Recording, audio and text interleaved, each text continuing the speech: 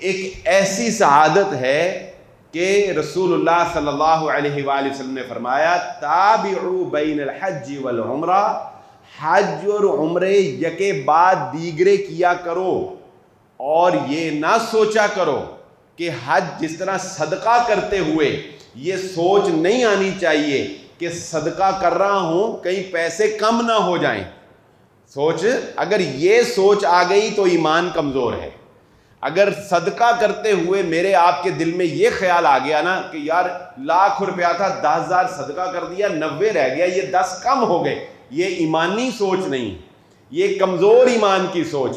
اسی طرح نبی صلی اللہ علیہ وسلم نے فرمایا حج عمرہ بار بار کرو، اور حج عمرہ کرتے یہ نہ سوچنا جو پیسے حج عمرے پہ لگ گئے یہ کم ہو گئے، بلکہ اللہ تعالی حج عمرہ کرنے کی برکت سے انسان کے گناہ بھی معاف کر دیتا ہے اور اس کے مال میں بھی اضافہ فرما دیتا ہے.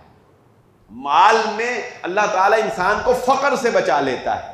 یہ اس عبادت پر لگنے والا پیسہ جو ہے اللہ تعالیٰ اس کو نفع کے ساتھ انسان کو واپس کرتا ہے، اور اس پیسے کے لگانے سے انسان کی پیسے میں اللہ رب العزت برکتیں پیدا فرما دیتا ہے. یہ ایسا سعادت والا سفر ہے. اللہ تعالیٰ ہم سب کو بار بار یہ سفر نصیب فرمائے.